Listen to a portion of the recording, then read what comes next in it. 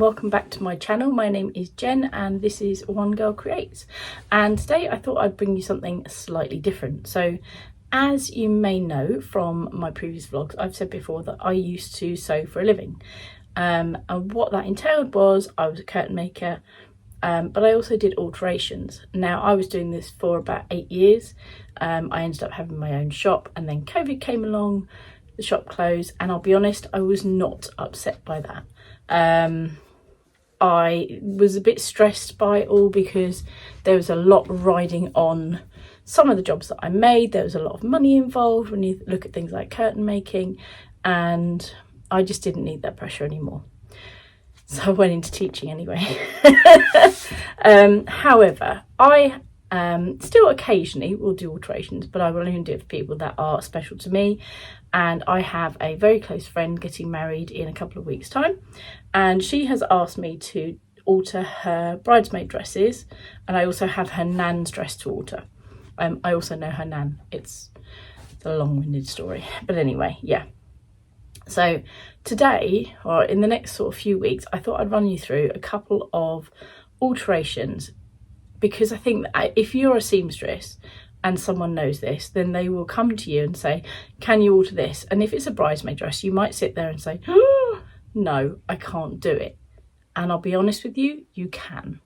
Okay, so the first one I have to tackle today is a beautiful little girl's dress, a little flower girl dress, and it needs to come in, it needs to come in at the side seams. I've also pinned the back. Now, the more I think about the back, the more I'm thinking I'm not going to be able to alter it there. You can tell I haven't done this in a while, and you can tell that I was not thinking straight. But I'm going to need to look at it and see what else I can do to take it in around the sort of chest area. But the first thing I'm going to show you today is how to alter a lined arm seam without it showing. You could sit there and you could take it and just pinch it in, you know, and take it and it would show. You could just sit there, do that, sew it, and it would do the job. No one else would notice except you. But it's a bridesmaid dress and you want to make this as neat as possible. So the way to do it, I'm going to show you. But the first thing you need to do is get that dreaded unpicker out, and then we will get started. Okay, so I have got my unpicker out, and the first thing I want to do is I want to unpick the lining in a seam. Hopefully you can see that on the video. I want to unpick that lining there, and I'm going to unpick it all the way to the waist seam. And the reason I'm going to do that is to give me as much access as possible. So let's unpick that, and then I'll fast forward it and I'll be back to you in a second.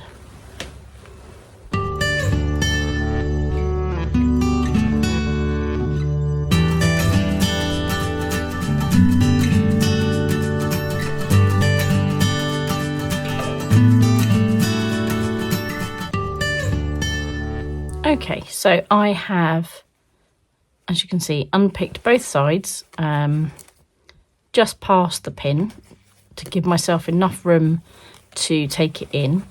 It is essentially as wide as the seam allowances in the dress, so it does give you enough room to make it bigger if you'd wanted to.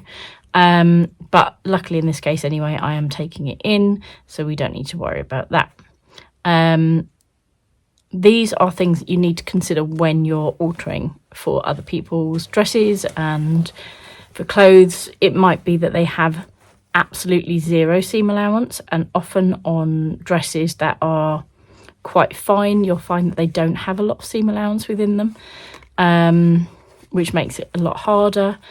But these ones here, thankfully this does have a decent seam allowance, and I could have made it bigger if I needed to. So the next thing we need to do is, we don't actually need to undo that seam, because we know that that actually is a straight line for where we would need to be. So what we're going to do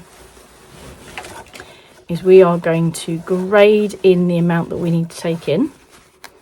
So we know it needs to be this amount here. I'm actually going to make it a little bit bigger because I can't do the zip like I wanted to. I don't know what I was thinking of on that day. And I am going to take it in to the waist seam. Okay, so it might be that you have to maneuver things. You might have to, like, I'm going to have to unpick that belt so that I can then, I only need to really do one of them so that I can then do it, but I will probably do two so that I am not going to risk the access. Obviously I have those marks there anyway to show me where it needs to be attached, and we should be able to do that quite easily again. So I'm going to pin that in place and then I will sew it down there. Now you're not going to have the greatest amount of access, and it might be that you want to unpick this waist seam a little bit so that you can get into here, because you're not going to be able to get in there very easily.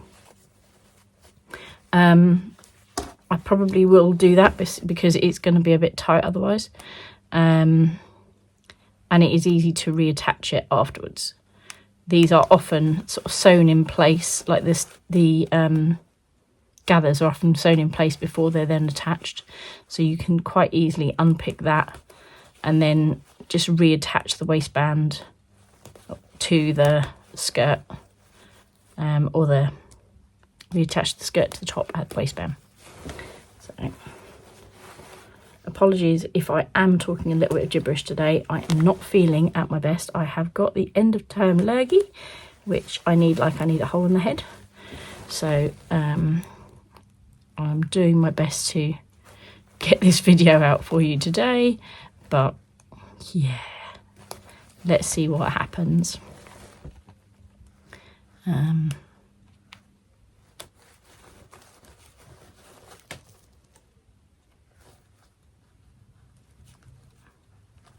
Obviously when you're unpicking, make sure that you're not going through and unpicking through the fabric. I know that sounds silly and that you should already think that, but you'd be surprised.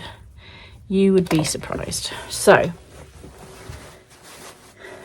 we are going to sew a nice straight diagonal line down from there down to that waist seam, so that when it joins up with the skirt it is the same, because actually the waist was fine for this little one, and we don't need that altered at all.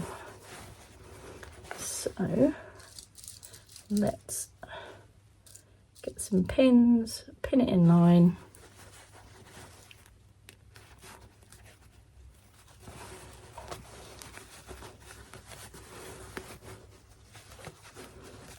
Oh dear.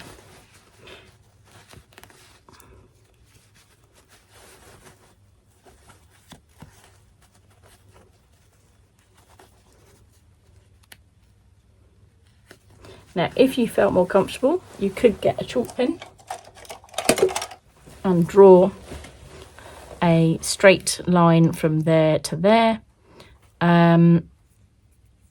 I don't personally. I generally find that I probably can, because I've got such experience, that I've got quite a good eye and I can see that I'm going straight down anyway. And yeah, that's what I would normally do. So I'm going to pop off, I'm going to sew along that seam, and then I'm going to show you how to close up the side seams, and no, not close up the side seams, close up the lining so that no one will know anything has been touched. Okay, I'll be back in a minute.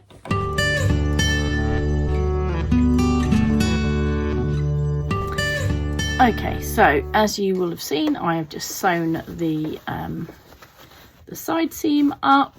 There we go, it's just got along there, so it's nice and straight. The next job I need to do is unpick this line of stitching here. Now, I could have unpicked that earlier on, but what happens often is that these sides may move around a bit, and you'll find that you take in more than one side than the other. This at least keeps it smack dab in the middle, and you know then that you've taken in evenly from both sides, which is what you really want to do. So now I'm going to unpick these stitches and we're going to get the iron out and flatten that seam.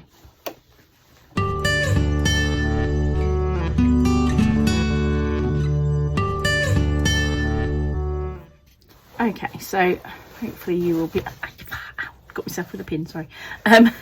Hopefully you will be able to see I've just ironed that flat, and we have all the fabric still there, just in case. Now, as a professional seamstress, I would always advise to leave the seam allowance there just in case. I have had many occasions where, for whatever reason, someone's had this done. I mean, if it was a child's bridesmaid dress, I would do it quite last minute anyway. I wouldn't do it right about 6 months obviously earlier, because they're likely to grow. Kids grow quite quickly these days, it feels like, anyway. Either that or I'm getting old. But I would always advise to leave the seam allowance there where possible, so that you have that opportunity last minute to change it should you need to. And that's what I'm doing now. Now, I only have, what date are we on today? I've got about 3.5 weeks, I think, to the wedding. The likelihood that this is going to need changing before then, very slim. So I'm happy to go ahead and do it, but I will leave that there just in case, to give me that wiggle room that I need, just in case I need to go back in and alter it. If the little girl has a growth spurt, God forbid that she gets ill and they need to get somebody different to do it. I've known that happen before now. Just leave it there. Take my advice, leave that seam allowance there, because you will regret it 9 out of 10 times if you don't. For some reason, it's always those ones that you don't keep it that you'll regret it. So now what I've got to do before I close up this lining, sorry, it's just a sea of white fabric probably, but before I close up that lining there, I need to re-sew the waistband. So if I can just show you here, there is a little hole in the waistband. As I said, they normally will pre-stitch the gathers on the waistband, so you don't need to touch those. You can normally just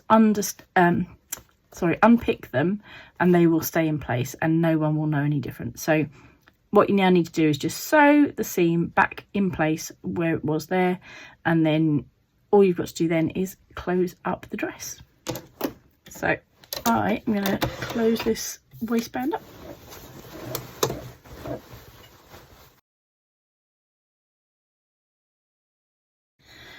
Now I do recommend that you pin it in place, because with this sort of weight of fabric it will move,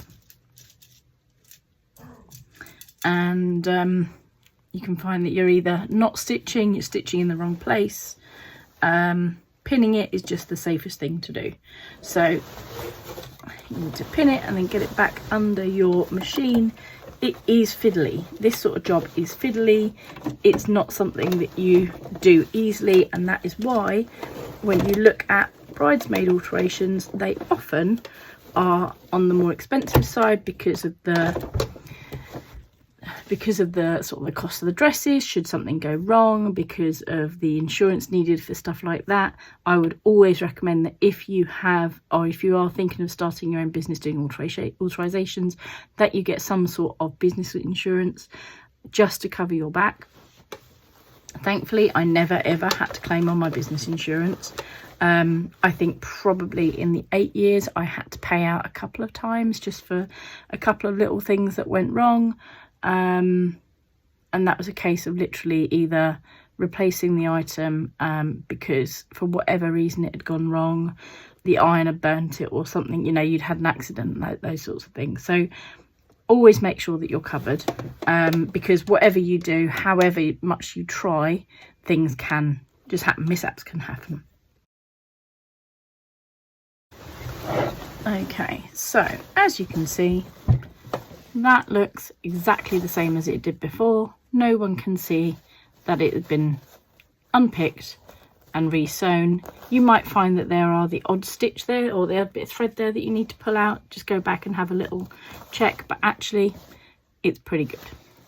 So then what we need to do is we need to, oh, sorry, bashing the camera. We need to then re-sew or go back in and close up this gap.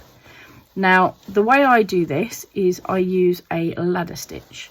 So a ladder stitch is sorry, where you go in one side, you go straight across, you go up a little bit, you go straight across, go in, and it's one of those stitches that you can then pull and it will close up the seam at exactly the right point. It's like an invisible seam because you can't go in with the machine, so you have to be able to hand sew it. But you'll find that actually it looks really neat, it's very tidy, and no one will then be able to see that you have altered the dress. It shouldn't be too bulky because you've flattened out the seams and you've ironed them down. The only thing that you're going to have sitting there a little bit, and you can iron these out as well, is a little bit more lining and a little bit more fabric. But if they're pushed out and they're ironed out, then honestly there's no difference. You might be able to hear my husband sneezing in the background too. I'm hoping he doesn't have the lurgy, because if both of us have it, then we're done for.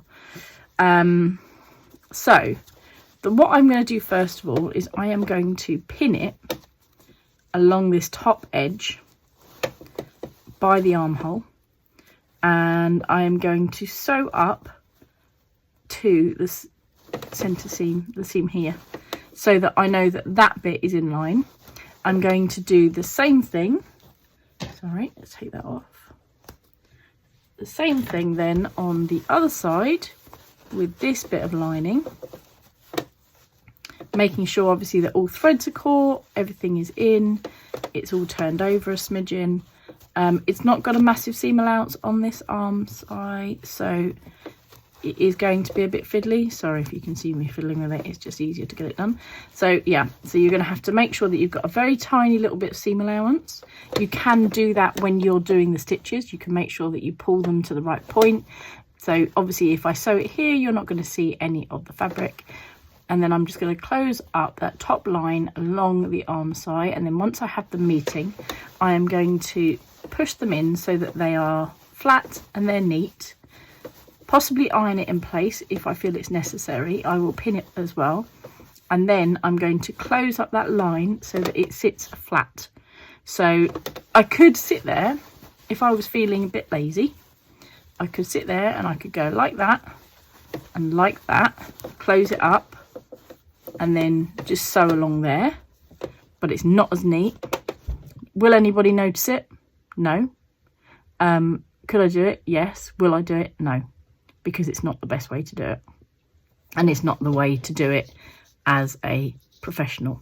Okay, so if you're doing this for family and you know that it's not going to be a problem, then fine. As long as they're not going to see it, as long as it's not going to add bulk, then do it however you want to. It's on the inside, the outside already looks perfect. So I'm going to hand sew that, and then I will show you the finished product. So here goes.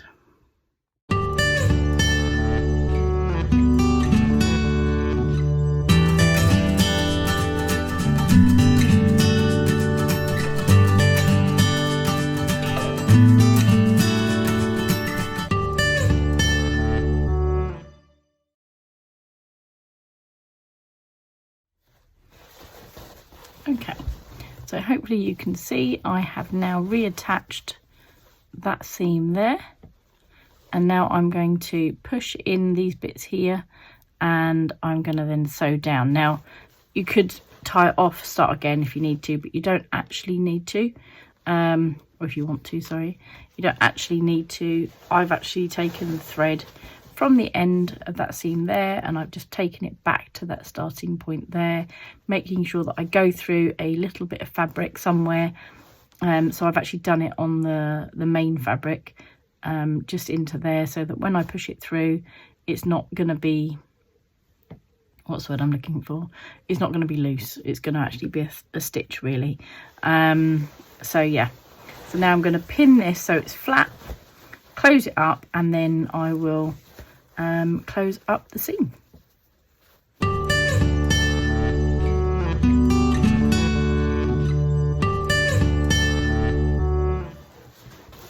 Okay, so as you hopefully can see, I have now pinned that so that it is all together nice and neatly, and I am going to ladder stitch down here so that the seam is closed.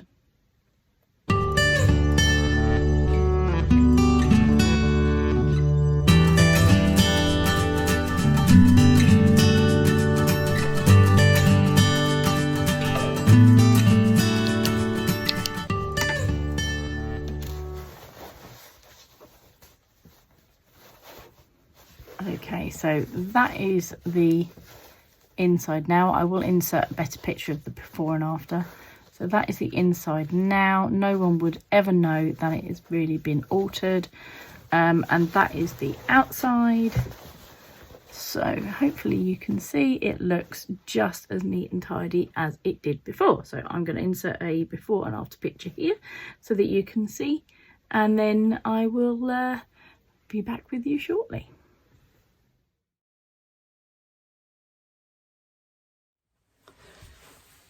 Okay, so one thing I did forget to mention is that when you are reducing the side seams, obviously you have to remember that you are reducing the size apologies, the size of the armholes.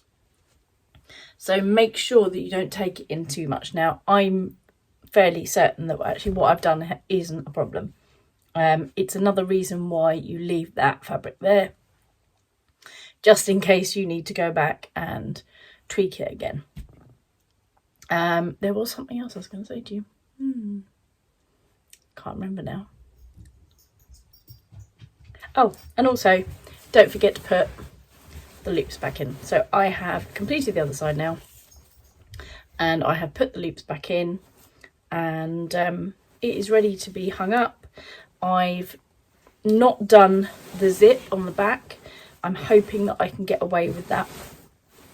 Because of the buttons, this is actually going to prove quite difficult to do. And while it is possible, I'm hoping that I've avoided that. Sometimes the buttons come in strips, at which point you go a little cheer to make it better. But sometimes they are in like this. So more often than not, they are individually sewn on. And yeah, so that is this dress sorted. That is it all completely done. And there we go. It is ready for a little girl to wear now. Okay, so I'm hoping you found that useful. I'm hoping that this is a good series, that you really like it. I probably will do a few more, because actually while there are alterations videos out there, I do find that sometimes they are few and far between, and these are things that I've learned how to do, often by trial and error. So if I can help any of you out there, then please do let me know what other alterations you would like to see. Sometimes it's one of those things, when it comes up I can show you anyway. And I do have a number of them to do today, tomorrow. Sorry, I've got an eyelash in my eye. Sorry, I do have a number of them to do today, tomorrow, before I go on holiday. So I'm going to try and film a couple of them now, so that you can see what it is, or how it is that I alter them, so that they are not shown, that you are leaving the fabric in place where you can. Obviously, if you're shortening a dress that's like a chiffon, you can't leave it in place. You are going to have to cut it.